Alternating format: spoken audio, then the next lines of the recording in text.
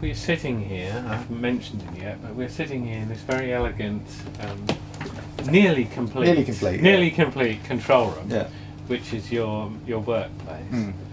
And, well, do you think a producer has to have a facility of their own these days? It's pretty much... I'm a pretty slow-thinking person, which is why, for me, it's absolutely necessary. The ground is constantly moving, and I need this. This is my tool, if you like. It's my shed. Do you have a mic toolkit that follows you around when you... I have a couple of mics, which are... They've got an M49 in there, which I bought from Pook Studios when we were doing... Actually, that was the Faith album. We recorded quite a few of... Certainly Faith at Pook in Denmark. You've got George Michael's microphone in there. Well, it's my microphone. George Michael has used it. So does he have to ring you up? I'm sure he's got... I don't know. I'm sure, he used to... Well, he probably is still very particular about vocal sounds, you know, and just how he sounds in the cans and how much reverb and exactly the amount of top on it and how it carries off into the... So he can, so he can sing comfortably. But it's a beautiful old microphone, and I've had it refurbished since those days once by Neumann. I've compared it against actually the new ones, the new M49. They call them something else, slightly different now, don't they? And the new ones are just slightly brighter, but not quite as scruffy. And there's a nice scruffiness about that microphone, which the new mics don't have. They just have this slight... Do you use it on all your productions? Just about, I reckon. You did something with something that probably didn't have the success it might have deserved with a female singer called Louise Satara. Oh yeah, lovely singer. Lovely, yeah. She incredible vocal sound on that record. Really? Well. Oh, thank you very much. Do you think maybe that the sort of talent show has almost replaced a certain amount of A&R in labels? There seems to be any shortage of A&R around this project. No? Oh, right. Having to bar and bolt the door, right? No, not in that respect. There's very little... Nowadays there seems to be very little actual A&R people in rooms. Yeah. You know, the A&Ring goes on at a remove. Yeah. They hear material, they respond with comments. And in actual fact, as far as Simon Cowell is concerned, and Tim Byrne, who's working with him on this project, I think the A&Ring has been very good. Yeah. I mean, it's been ruthless, you know, in terms of there's no sort of pussyfooting around with opinions, but they're well considered opinions for their marketplace, and they're direct. So they tell you exactly what they want, and what for them exactly what's going wrong. Yeah. So to me, that's very good A&Ring, and it's very constructive. Yeah. So I had no complaints about that point, and I've no complaints about the fact that it all goes on at a remove, so they don't interfere with the work, and that's just something that can go on nowadays. It couldn't have happened like that before. Yeah. 20 years ago, your A&R man had to be in the room because that was the only opportunity. Yes. Yeah. You could never rely on a recall, even with SSLs. It's never quite the same. As soon as someone puts something up, unless they're absolutely faithful and just go, yes, I'm going to do exactly what you want. As soon as you put something up to rework it, you're going to rework it a little bit. Yeah. You're going to go, oh, do you know what? I'm just going to do that now. I always wanted to take just that little bit out of the vocal. It's too tempting, isn't it? So the idea of total recall is only as total as the person's commitment to it is, really.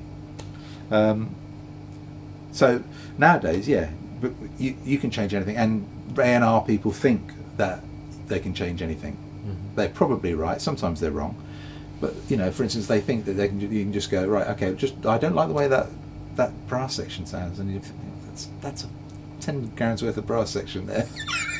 We can't really just re-record it, or they go, well, we love that right at the very front, with because it's possible.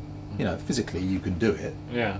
And you can make it sound right and all the rest of it. It doesn't make it a great creative decision in the end. No. And they might realise that, but when they've heard it. But there you are spending half a day doing something which is perfectly physically possible to do, but not necessarily desirable.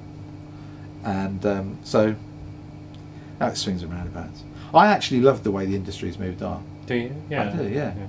I mean, I think there's some awful things about it. Obviously, it's not earning enough money, I guess.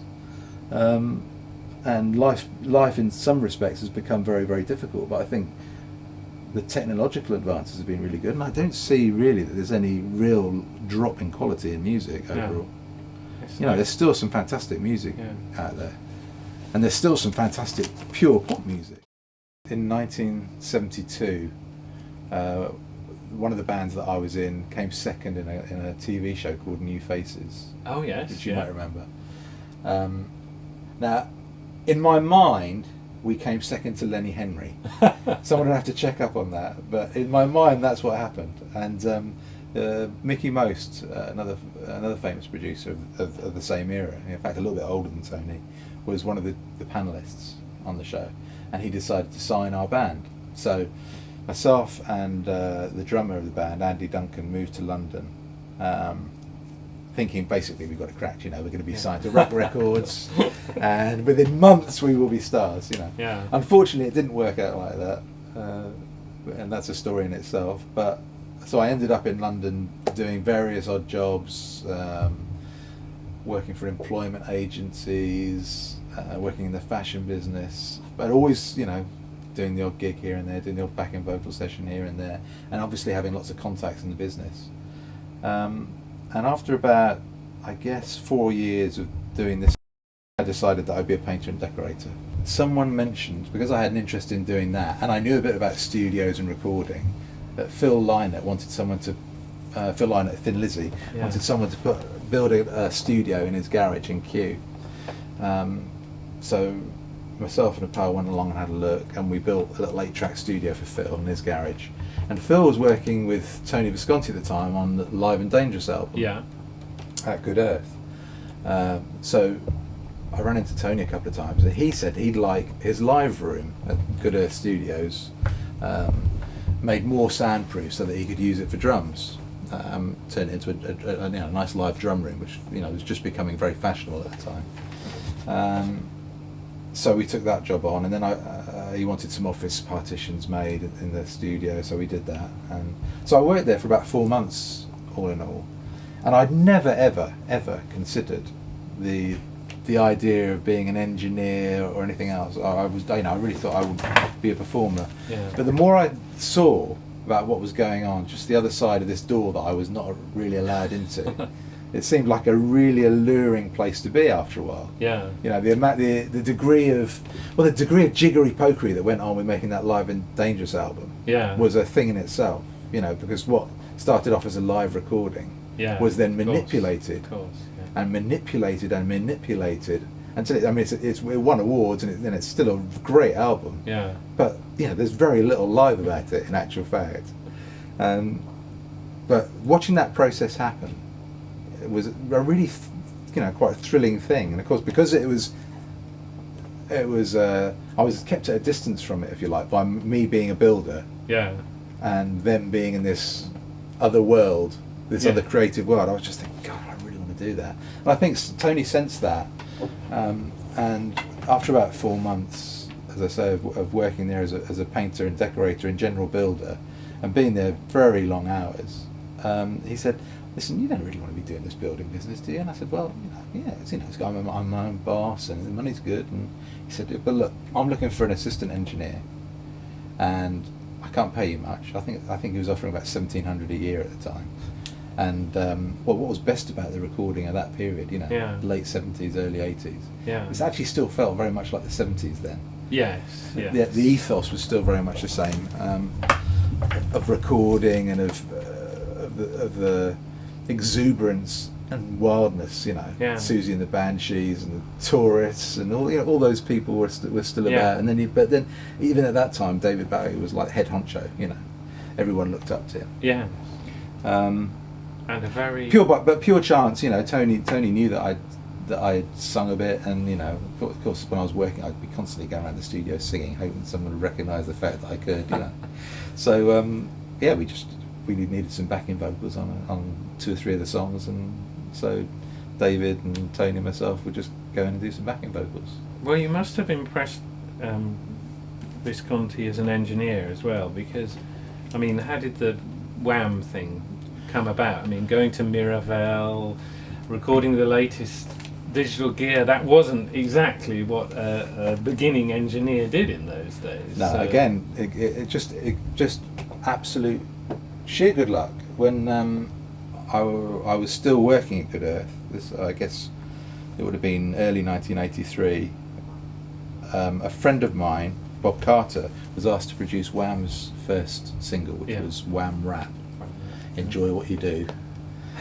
And we didn't actually record it at Good Earth. We couldn't afford to record it at Good Earth, so I asked Tony if he'd mind if I went and did some work for this other producer, and he didn't have any objections. And I think we recorded it, as I remember, either at Advision or Matrix, one of the first Matrix studios, Russell Square. Yes,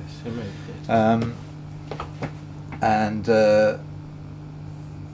that kind of went all right. But George and Andrew didn't get on with Bob Carter, unfortunately. Didn't like him very much, because they both had quite strong opinions about the way they thought things should be. Yeah. And Bob thought that, being sort of 10 years their senior, that he should have the final say. And of course, we all know that doesn't work anymore in music. No. It didn't work then either, But about probably 4 or 5 months afterwards, George and Andrew ended up at Good Earth, and they needed to make a B-side for Club Tropicana. Yeah. And they had 11 hours to make it. They wanted it. They had to be their composition. They wanted the entire thing to be their composition. Yeah. Record company didn't want anything else on the B-side, so they said, right, go and do a B-side. So they came into Good Earth. We had 11 hours to record a track, which was called Blue. Finally, I don't think we ever actually finished it. It went out very unfinished. But George and Andrew just really enjoyed working with me.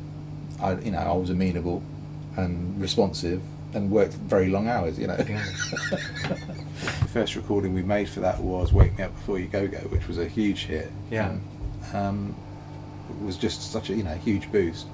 And there began your long association with George. And long time, yeah. Yeah. We had a fantastic relationship for the entire time that we worked. I can't remember us ever having a crossword or argument, and basically the only reason we, as far as I'm concerned, that we stopped working together was that he was so slow. It was just getting so. He was taking months and years to make music, and I was getting to an age where I thought, life's passing me by. I was 10 years. I still am 10 years older than him, of course. So I'm 54 now. He's 44, and at the time we split, I think I was 44 and he was 34. Yes, I think I came across something from one of the Pet Shop Boys saying, "Oh yeah, we met Chris because he was always hanging about waiting for George to finish a song. Absolutely, he was always right. Sitting around in Psalm, so we thought we'd ask him to be our producer." Yeah. Well, what a lovely pair they are too. Was that true? Did they find you sitting on the sofa in Psalm? Absolutely true, because George got into this habit of writing material in the studio. Rather than, as most people do, kind of get ideas outside, he'd get very, very rough.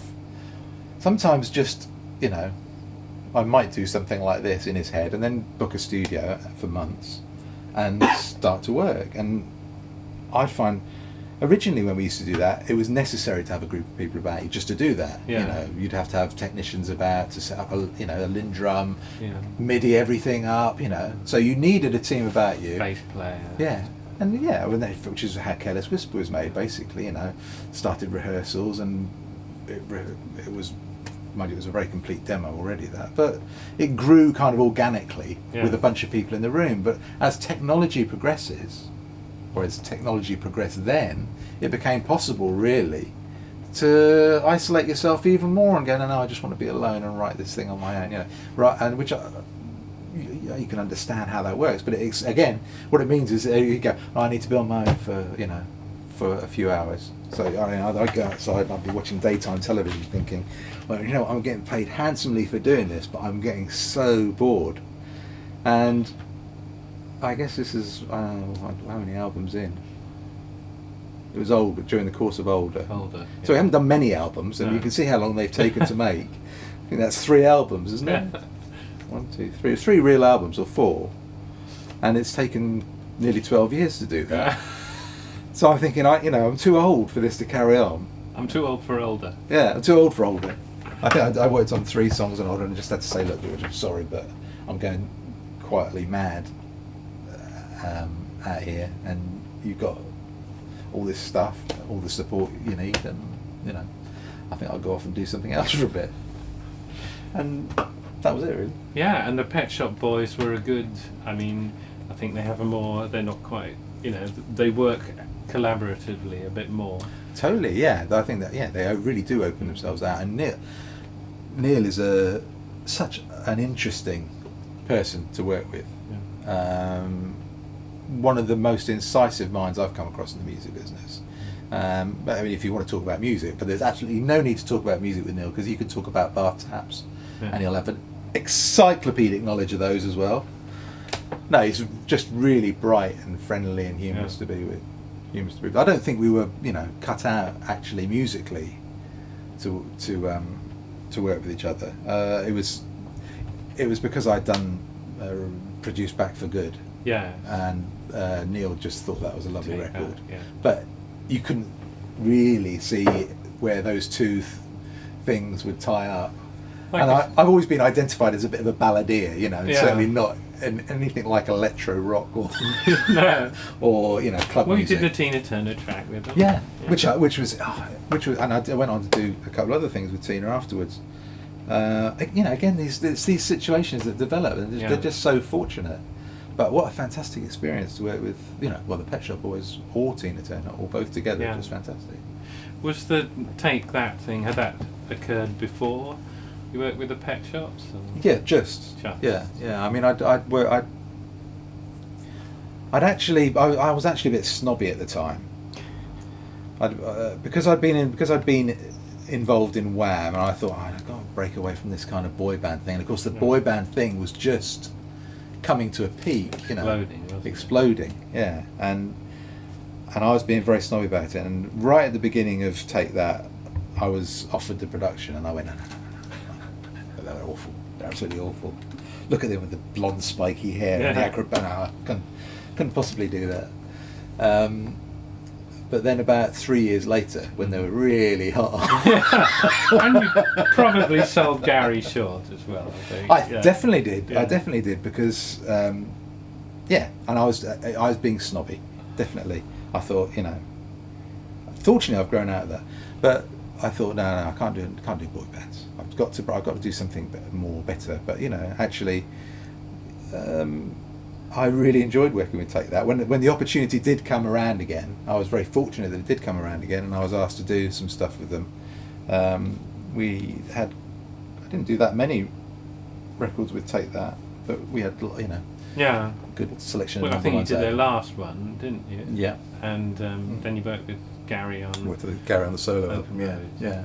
No, Gary is. It's, as he's proved with the organisation of this comeback. There's a serious brain behind that, who understands the music industry, who understands songs, and understands what his particular public want. And you did the DVD of their fantastic. That was really I'm right in saying is the biggest. It was the first DVD to outsell a music CD. I think, really? On its week of release. Yeah. God. Well, again, totally down to Take That, because I thought, I actually was, it was so sweet of them. They asked a lot of the people who'd worked with them 10 years before, when they split up, in musicians, musical director, Kim Gavin doing the staging. The whole thing was a bunch of old friends who all came back together to work on that first show. And the atmosphere surrounding that show was just brilliant. It was so un-music business nowadays, which tends to be fraught with anxiety and backbiting and blame, and this was so totally different. It was just everyone going, isn't this fantastic that we got the opportunity to do this? And also they spent money doing it. They really did it, thinking, well, this is probably let's do it for the fans. We're going to make some money out of it, obviously, but they put on a fantastic show and really worked hard at it. And I think proved that by doing that, and by doing it with good intent, that the whole thing actually oozes that to public. Yeah. Because they certainly captured a whole new public which they didn't have before.